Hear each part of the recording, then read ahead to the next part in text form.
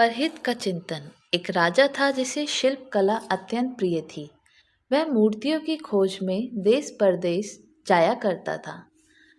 इस प्रकार राजा ने कई मूर्तियां अपने राजमहल में लाकर रखी हुई थी और स्वयं उनकी देखरेख करवाते। सभी मूर्तियों में उन्हें 3 मूर्तियां जान से भी ज्यादा प्यारी थी। सभी को पता था कि राजा को उनसे अत्यंत लगाव है।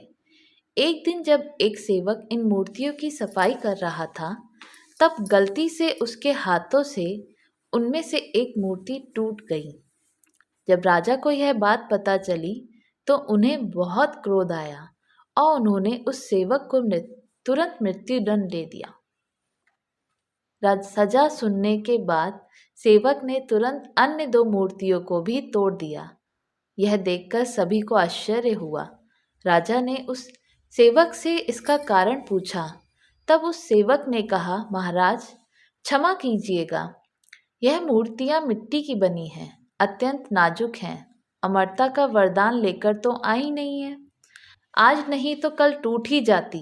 अगर मेरे जैसे किसी प्राणी से टूट जाती तो उसे अकारण ही मृत्युदंड का भागी बनना पड़ता। मुझे तो मृत्युदंड मिल ही चुका है, इसीलिए मैंने ही अन्य 2 मूर्तियों को तोड़कर उन 2 व्यक्तियों की जान बचा ली। यह सुनकर राजा की आंखें खुली रह गई। उसे अपनी गलती का एहसास हुआ और उसने सेवक को सजा से मुक्त कर दिया। सेवक ने उन्हें सांसों का मूल्य सिखाया, साथ ही सिखाया कि न्यायाधीश के आसन पर बैठकर अपने निजी प्रेम के चलते छोटे से अपराध के लिए मृत्युदंड देना उस आसन का अपमान है। एक उच्च आसन पर बैठकर हमेशा उसका आदर करना चाहिए। राजा हो या कोई भी, अगर उसे न्याय करने के लिए चुना गया है तो उसे न्याय के महत्व को समझना चाहिए। मूर्ति से राजा को प्रेम था, लेकिन उसके लिए सेवक को मृत्युदंड देना न्याय के विरुद्ध था। न्याय की कुर्सी पर बैठकर किसी को भी अपनी भावनाओं से दूर हटकर फैसला देना चाहिए। राजा को समझ आ गया कि मुझसे कई गुना अच्छा तो वह सेवक था जिसने मृत्यु के इतना समीप होते हुए भी परहित का सोचा। राजा ने सेवक से पूछा कि अकारण मृत्यु को सामने पाकर भी तुमने ईश्वर को नहीं कोसा। तुम निडर रहे।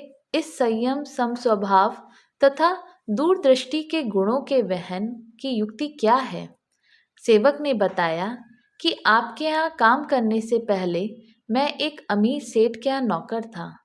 मेरा सेठ मुझसे तो बहुत खुश था, लेकिन जब भी कोई कटु अनुभव होता तो वह ईश्वर को बहुत गालियाँ देता था। एक दिन सेठ ककड़ी खा रहा था। संयोग से वह ककड़ी कड़वी थी।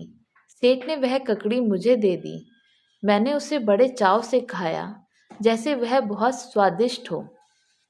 सेठ ने पूछा, ककड़ी तो बहुत कड़वी थी, भला तुम ऐसे कैसे खा गए? तो मैंने कहा, सेठ जी आप मेरे मालिक हैं, रोज ही स्वादिष्ट भोजन देते हैं।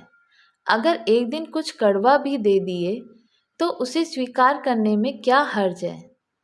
राजा जी, इसी प्रकार अगर ईश्वर ने इतनी सुख संपदाएं दी हैं और कभी कोई कटु अनुदान दे भी दे तो उसकी सद्भावना पर संदेह करना ठीक नहीं। जन्म, जीवन यापन तथा मृत्यु सब उसी की देन है। असल में यदि हम समझ सके तो जीवन में जो कुछ भी होता है सब ईश्वर की दया ही है। ईश्वर जो करता है अच्छे के लिए ही करता है। यदि सुख दुख को ईश्वर का प्रसाद समझकर संयम से ग्रहण करें तथा हर समय परहित का चिंतन करें तो ईश्वर हमें सदा प्रसन्न रखेगा। Thanks for watching.